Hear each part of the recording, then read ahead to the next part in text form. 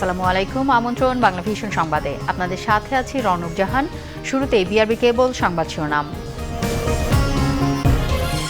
চকবাজারে আগুন নেভানোর ব্যবস্থা ছিল না, খতিয়ে দেখা হচ্ছে সরকারি সংস্থাগুলোর গাফিলতি, জানিয়েছে তদন্ত কমিটি। ডিএনএ টেস্টে 1 মাস লাগবে সিআইডির। অগ্নিকাণ্ড নিয়ে রাজনীতি নয়, আহ্বান ওবায়দুল কাদেরের। শোকের সময়ও বিএনপি ব্যস্ত গণশুনানিতে, বললেন তথ্যমন্ত্রী। চলছে ঐক্যফ্রন্টের গণশুনানি, বিচার হবে ভোট ডাকাতির, বললেন ডক্টর কামাল। গণতন্ত্র না থাকাতেই একের পর এক দুর্যোগ, মন্তব্য ফখরুলের। দেখছিলেন বিআরবি কেবল সংবাদ শিরোনাম। এবারে বিস্তারিত। চকবাজারের অগ্নিকাণ্ডে নিহতদের মরদেহ ডিএনএ টেস্টের মাধ্যমে শনাক্ত করতে 4 সপ্তাহ সময় লাগবে বলে জানিয়েছেন সিআইডির বিশেষ পুলিশ সুপার রোমানা আক্তার। সকাল থেকে ঢাকা মেডিকেল কলেজ হাসপাতালে ডিএনএ টেস্টের জন্য নিহত 13 জনের স্বজনের নমুনা সংগ্রহ করা হয়েছে। এছাড়া নিহত 67 জনের মধ্যে 46 জনের মরদেহ স্বজনদের কাছে হস্তান্তর করা হয়েছে। বাকি 21 জনের মরদেহ ঢাকা মেডিকেল কলেজ হাসপাতাল, হৃদরোগ ইনস্টিটিউট, সোহরাওয়ার্দী, মিটফোর্ড ও কুর্মিটোলা জেনারেল হাসপাতালের মর্গে রাখা হয়েছে।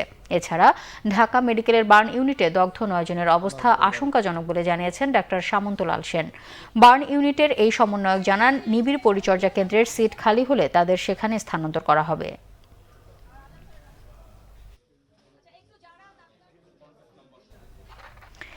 দর্শক, চকবাজারে ভয়াবহ আগুনে নিহতদের স্বজনেরা আজও ভিড় করছেন ঢাকা মেডিকেল কলেজে। সেখানকার সংবাদ সংগ্রহে রয়েছেন সিনিয়র রিপোর্টার জিয়া খান।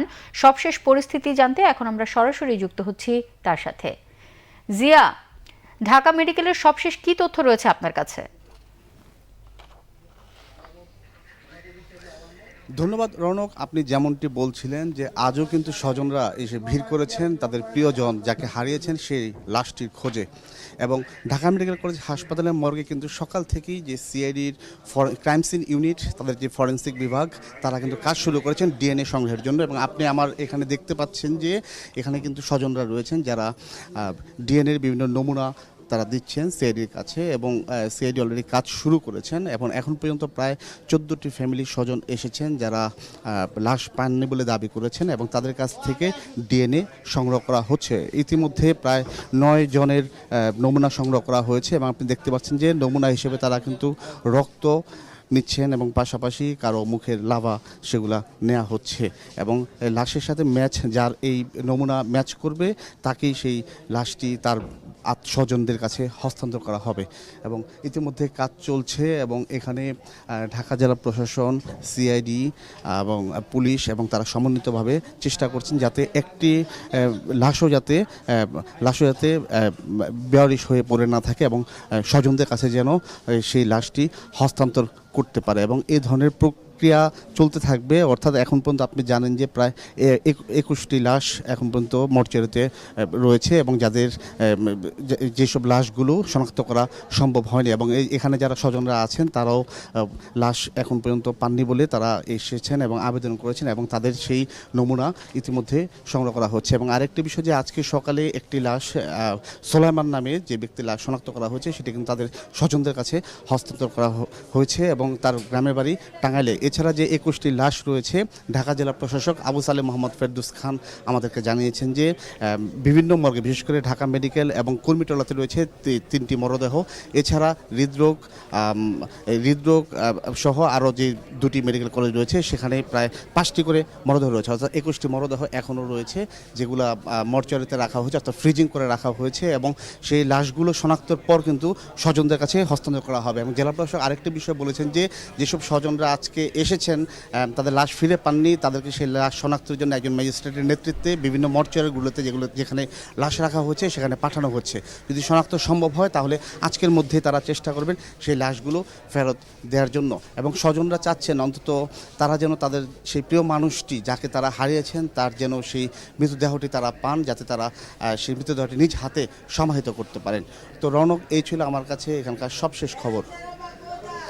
জিয়া, আপনাকে ধন্যবাদ। প্রয়োজনে আবারও আমরা আপনার সাথে যোগাযোগ করব। রাজধানীর চকবাজারে আগুন নেভানোর কোনো ব্যবস্থা ছিল না। কেমিক্যালের কারণে আগুন দীর্ঘস্থায়ী হয়েছে বলে জানিয়েছে ঢাকা দক্ষিণ সিটি কর্পোরেশন গঠিত তদন্ত কমিটি। আর স্বরাষ্ট্র মন্ত্রণালয় গঠিত তদন্ত কমিটি বলছে, অগ্নিকাণ্ডের ঘটনায় সরকারের সংস্থাগুলোর কোনো গাফিলতি রয়েছে কিনা খতিয়ে দেখা হবে। এদিকে অগ্নিকাণ্ডের ঘটনায় অজ্ঞাতদের আসামি করে মামলা হয়েছে চকবাজার থানায়। একদিন আগেও যেখানে ছিল ধ্বংসস্তূপ, লাশের মিছিল, আজ সব ধুয়ে মুছে পরিষ্কার করা হচ্ছে। সেখানে ব্যবহার উপযোগী করা হচ্ছে চকবাজারের চুরিহাট্টা এলাকা। আর আগুন লাগা ভবনগুলোতে লেপ্টে আছে কলঙ্কের চিহ্ন। ছড়িয়ে ছিটিয়ে থাকা জঞ্জালি বলে দিচ্ছে সেদিনের আগুনের থাবার ভয়াবহতা। এরই মধ্যে একটি দোকানের আবর্জনা পরিষ্কার করতে গিয়ে পাওয়া গেল ছোট্ট শিশুর পুড়ে যাওয়া হাত। সেই হাত যেন আঙুল দিয়ে বলছে, গিনেস বুকে ওঠা এই নগর বসবাসযোগ্য নয়। খুলে দেখলাম যে এটা কি, তারপর দেখলাম যে একটা বাচ্চার হাত। এখান থেকে যত কেমিক্যাল ব্যবসা, যত পাউডার ব্যবসা, আপনার যত প্লাস্টিক এখানে ক্ষতিকর ব্যবসা আছে, এগুলো এখান থেকে উঠে যাক। সিটি কর্পোরেশন গঠিত তদন্ত কমিটির সদস্যরা চুরিহাট্টার ঘটনাস্থলে যান সকাল 9:30টায়। ভবনগুলো ঝুঁকিপূর্ণ কিনা তা খতিয়ে দেখে এক সপ্তাহের মধ্যে রিপোর্ট দেবে কমিটি। নির্দিষ্ট নীতিমালা বা বলা আছে যে কয়টা সিঁড়ি থাকতে হবে, কত স্কোয়ার ফিটে বা কত মিটার পর পর, সেটাও এখানে নেই। এবং এখানে কিন্তু ফায়ার এক্সটিংগুইশার থেকে শুরু করে অর্থাৎ ইনিশিয়াল অর্থাৎ ফায়ারের যেই ইকুইপমেন্টগুলো সেটাও কিন্তু পর্যাপ্ত নাই বললেই চলে। যে বোতলগুলোর ভিতরে হয়তো মনে করেন যে আগুনকে সহায়তা করে না জ্বালানোর জন্য, বাট এগুলো অতি তাপে আরও চাপ তৈরি করে এগুলোকে বাস্ট করেছে, বোমের মতো কাজ করেছে, যার কারণে আগুনগুলো বেশি ছড়ায় গেছে এবং এগুলোকে নিয়ন্ত্রণ করতে আমাদের অনেক বেগ পেতে হয়েছে। আপনারা সবাই দেখেছেন যে আমরা কত ঘন্টা এর সাথে ফাইট করেছি। এই দিক থেকে আগুনটাকে পানি দিয়ে নেভানোর চেষ্টা করেছি, ফোম দিয়ে নেভানোর চেষ্টা করেছি, কিছুটা প্রশমিত হয়েছে, আবার আরেক জায়গায় গিয়েছি, তখন আবার আগের জায়গা থেকে আবার তারা আগুনটা লাগানোর সুযোগ তৈরি হয়েছে।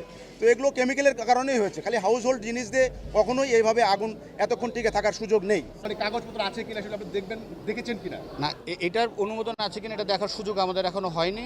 আমরা এটা অবশ্যই পরবর্তী চেক করে দেখবো যে তাদের কি ধরনের অনুমোদন আছে। এরপর ঘটনাস্থলে যায় স্বরাষ্ট্র মন্ত্রণালয় গঠিত তদন্ত কমিটি। হুঁশিয়ারি দেয় দায়ীদের কাউকে ছাড় না দেয়ার। আমরা যখন এই 5 সদস্য বিশিষ্ট কমিটি যখন কাজ করব, আমরা বিভিন্ন জনের কাছে যাব, এখানে কি ঘটেছিল, কারা কারা এটার জন্য পিছনে কি কি জিনিস কাজ করেছে, অবশ্যই সেগুলো এর জন্যই আমাদের আজকের ফিল্ডে আসা। তদন্ত করে আমরা এটা উদ্ঘাটন করব এবং উদ্ঘাটন করে এই মামলার আলোকেই যারা যারা দায়ী তাদের বিরুদ্ধে আমরা কোর্টে আমাদের পুলিশ রিপোর্ট দিব এবং সেই অনুযায়ী এটার বিচার হবে। চকবাজারে অগ্নিকাণ্ডের ঘটনার পর থেকে চুরিহাট্টা এলাকার বিদ্যুৎ ও গ্যাস সংযোগ বিচ্ছিন্ন রয়েছে। চেষ্টা চলছে পুনরায় সংযোগ দেওয়ার। নিমতলির ঘটনার মতোই এবারও চকবাজার অগ্নিকাণ্ডের ঘটনায় বেশ কয়েকটি তদন্ত কমিটি গঠন করা হয়েছে। এখন দেখার বিষয় এই তদন্ত কমিটির রিপোর্ট অনুযায়ী কোনো ব্যবস্থা নেওয়া হয় কিনা এবং এই পুরান ঢাকাকে কেমিক্যাল মুক্ত করা যায় কিনা, এমন প্রশ্নই তুলছেন এই এলাকার সাধারণ মানুষ। দীপন দাওয়ান, বাংলা ভিশন, চকবাজার, ঢাকা। গাড়িতে সিলিন্ডারের বিকল্প কি ব্যবহার করা যায় পরীক্ষা করে ব্যবস্থা নেওয়া হবে বলে জানিয়েছেন সড়ক পরিবহন ও সেতুমন্ত্রী ওবায়দুল কাদের। সবকিছু নিয়ে বিএনপিকে রাজনীতি না করার আহ্বান জানান তিনি। এদিকে সরকারের সমালোচনা না করে আহতদের পাশে দাঁড়াতে বিএনপির প্রতি আহ্বান জানিয়েছেন তথ্যমন্ত্রী হাসান মাহমুদ। রাজধানীর চকবাজারের দুর্ঘটনায় দগ্ধ ও আহতদের দেখতে শুক্রবার সকালে ঢাকা মেডিকেলে যান সড়ক পরিবহন ও সেতুমন্ত্রী। আশ্বাস দেন হতাহতদের পরিবারকে সব ধরনের সহযোগিতার। পরে ওবায়দুল কাদের বলেন, ঝুঁকিপূর্ণ সব কেমিক্যাল গোডাউন সরিয়ে নেওয়া হবে, সহ্য করা হবে না কোনো গাফিলতি।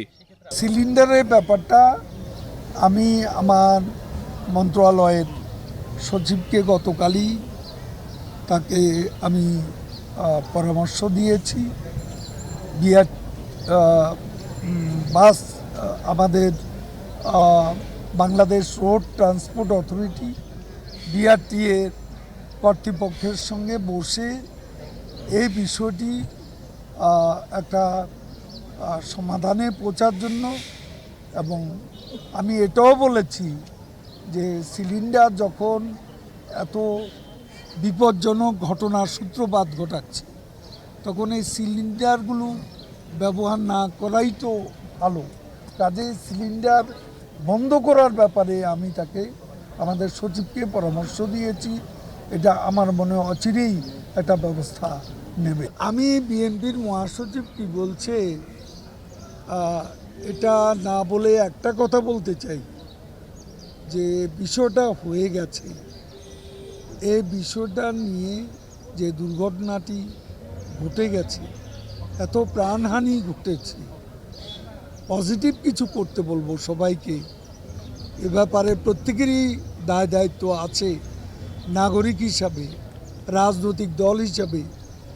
এই এতগুলো লোকের প্রাণহানি, মানুষের দুঃখ দুর্দশাকে পুঁজি করে আমাদের কারো রাজনীতি করা উচিত নয়।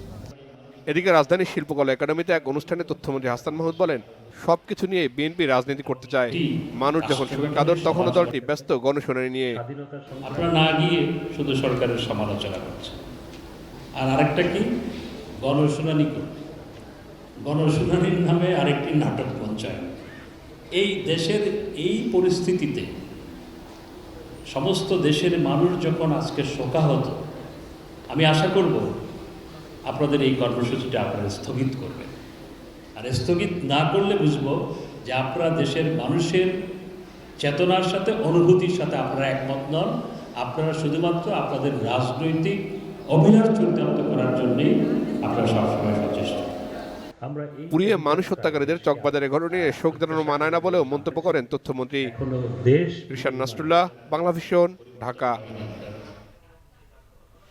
জাতীয় ঐক্যফ্রন্টের শীর্ষ নেতা ডক্টর কামাল হোসেন বলেছেন, 30 ডিসেম্বর ভোট ডাকাতির বিচার হবে ট্রাইব্যুনালে। তবে গণশুনানি জনগণের জন্য, যাতে তারা নিজ বিবেচনায় বিচার করতে পারে। অন্যদিকে বিএনপির মহাসচিব মির্জা ফখরুল ইসলাম আলমগীর বলেছেন, সরকারের উদাসীনতার কারণেই একের পর এক দুর্যোগ নেমে আসছে, মর্মান্তিক ঘটনা ঘটছে।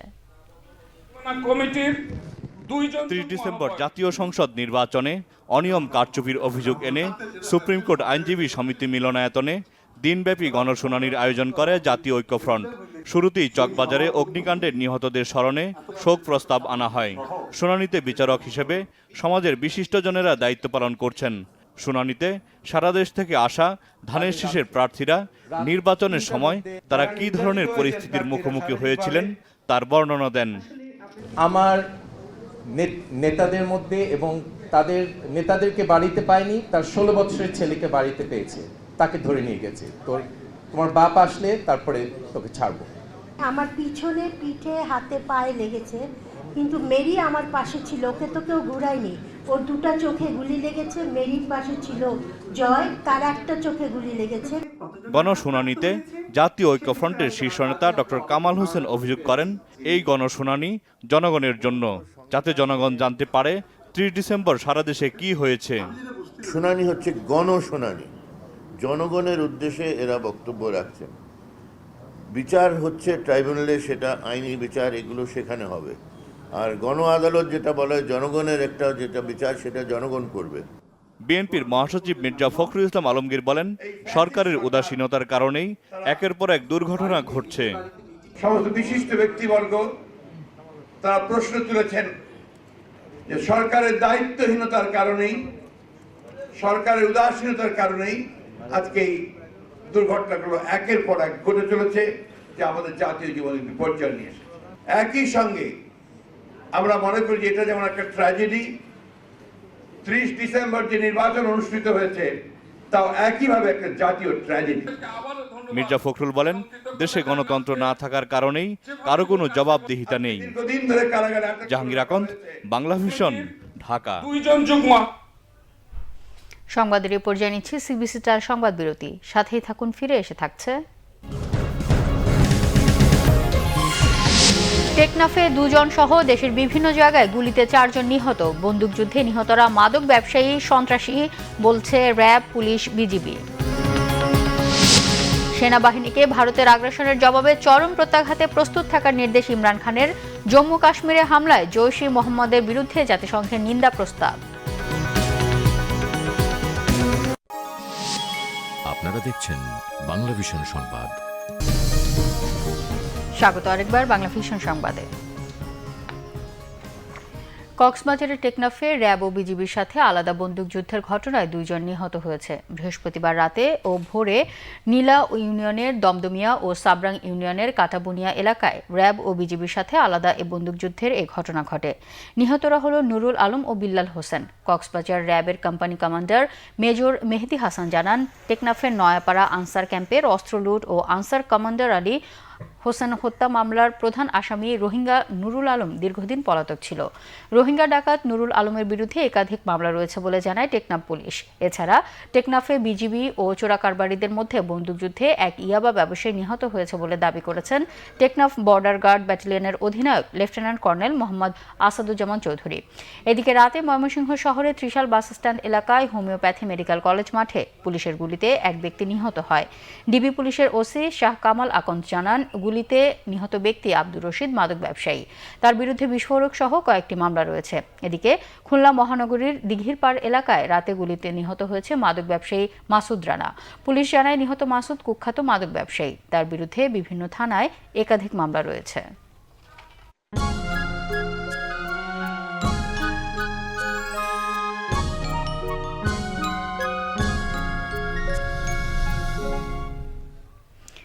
আন্তর্জাতিক মাতৃভাষা দিবস আর চকবাজার ট্র্যাজেডির পরদিন হলেও অমর একুশে বইমেলার শিশু প্রহরে শিশুদের আনাগোনা ছিল চোখে পড়ার মতো।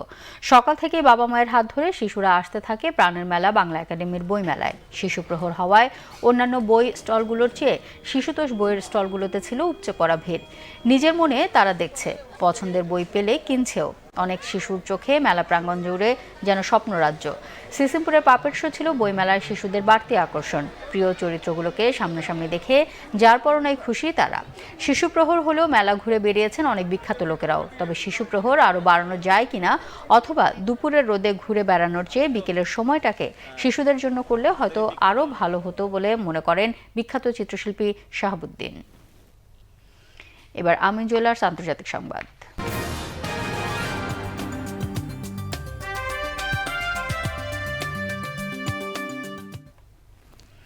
ভারতের যে কোনো আগ্রাসনের জবাবে চরম প্রত্যাঘাতের জন্য সেনাবাহিনীকে প্রস্তুত থাকার নির্দেশ দিয়েছেন পাকিস্তানের প্রধানমন্ত্রী ইমরান খান।